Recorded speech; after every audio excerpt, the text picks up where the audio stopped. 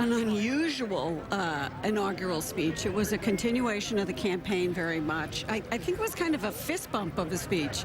This is what I'm going to do.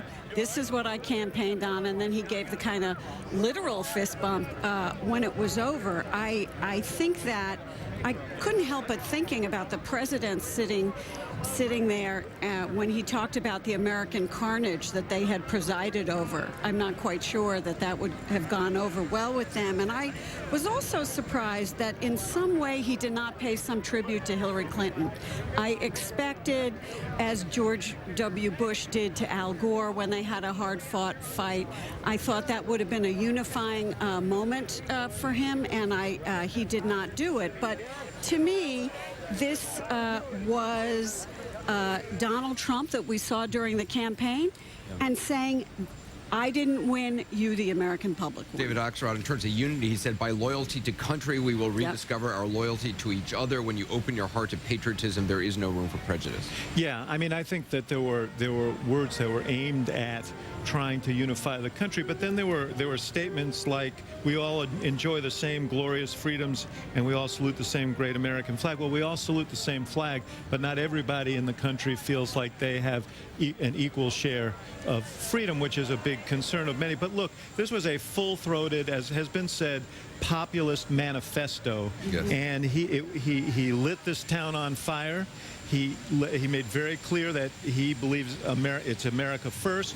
We're going to protect our borders. We're going to protect our jobs. We're going to essentially draw a line around this country and fight that fight. And he laid down the gauntlet. But he also said one thing that I think will be remembered by others, which is we'll no longer accept politicians who are all talk and no action, constantly complaining but never doing anything about it, and said we're going to change everything for the better.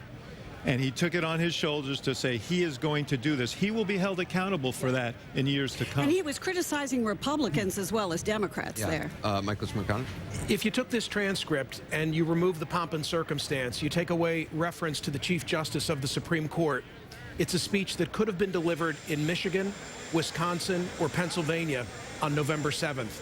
And I kept waiting for that paragraph, that beyond just extending an olive branch, given that 60 Democratic House members saw fit not to be here, to Gloria's point, to acknowledge Bill Clinton and not just to, in the same breath, say, and of course, the Secretary of State, was really surprising to me. And there you see President Trump, former President Obama. They are walking towards to exit, heading toward Executive One, the helicopter that will take the Obamas out of Washington, D.C. I think the speech was very much like not only his campaign speeches, but a shorter, I think more clearly voiced version of his RNC speech. There was not a lot of I in this speech in the way there was in that RNC speech when he said, I alone can fix it. There was a lot of we in here. We are issuing a new decree. We will seek friendship. We will reinforce old alliances. We'll rediscover our loyalty to each other. I think most people, no matter where you're from, no matter what station in life, it was very easy to understand this speech. I don't think it was a speech that is going to change the minds of any of those folks, the 65 million or so who do not like Donald Trump, who are afraid of him in some ways. This is such a historic moment now. It is something every president we have watched go through. Let's just listen in as we watch former President Obama, President Donald Trump, the 45th President of the United States, going toward Executive One. Mrs. Obama as well. The Bidens will not be flying out on this helicopter. They depart by car, as is part of tradition. Jeffrey Lord, I mean, as we wait for them to appear, is this what you expected? You said he was looking at Reagan. You said he was looking at JFK. I've been sitting here going back through Ronald Reagan's inaugural speech, and it is very much like this. In particular, Reagan has a passage in there where he says that in essence, that the government is not ours, it's yours. It belongs to the American people. And that's more or less exactly what Donald Trump was trying to say. I think this speech is going to appeal to a lot of people who are hurting. Parts of it could have been delivered by Bernie Sanders. Bernie Sanders identified a corporate elite centered on Wall Street and said they are the source of your problem. Trump identifies a government elite in Washington, D.C., says they're the source of your problem. But this is a big deal in that America is leaving the world stage. Let's watch this.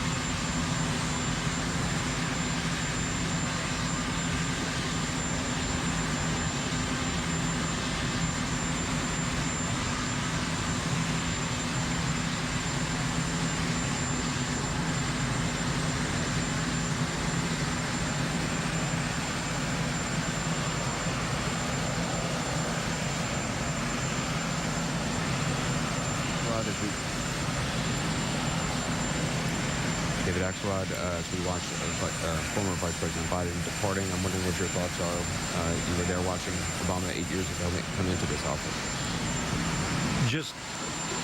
I think that so much has happened in these 8 years that must be running through his mind right now as he leaves.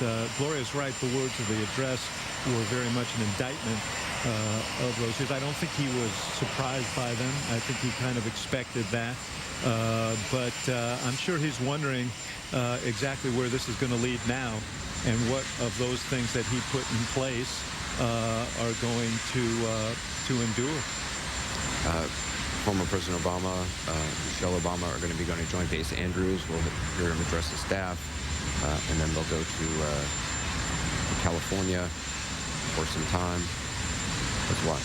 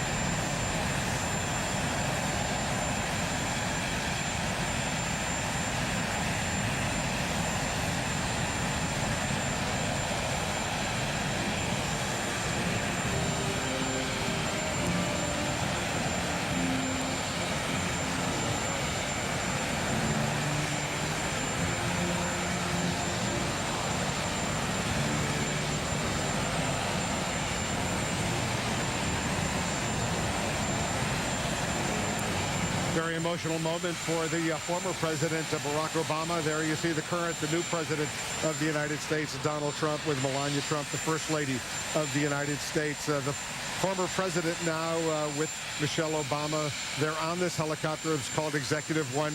Jake, it will take them to Joint Base Andrews. They'll then board a plane to fly out to California. He must be going through an emotional roller coaster right now. It's hard to imagine what he's going through. He obviously put on a good face. He was having pleasant small talk with President Trump. They were joking around. Michelle Obama, former First Lady Michelle Obama, rather stoic. And there were moments when the camera caught her that it seemed like she was really having a tough time, understandably perhaps, given what she and her husband were able to accomplish, and now they're leaving it behind, and obviously given the results of the election. A very, very intense day. President Obama, Michelle Obama, leaving the White House with very unusually high approval ratings, immense popularity amongst the American people. Her popularity is even higher than his popularity, and he's leaving, according to our poll, a 60% approval, Dana. That's his personal approval rating, but let's just look at the objective reality of where this country was 8 years ago when he's the one who took that oath. The economy had collapsed. We were in a major financial crisis. The car companies were in trouble. I mean, you go on down the line, and, you know, it's not perfect. Obviously, the voters wanted change. But Donald Trump is starting out at a better place than Barack Obama was, and I think that is an objective, factual truth. Let's watch this moment.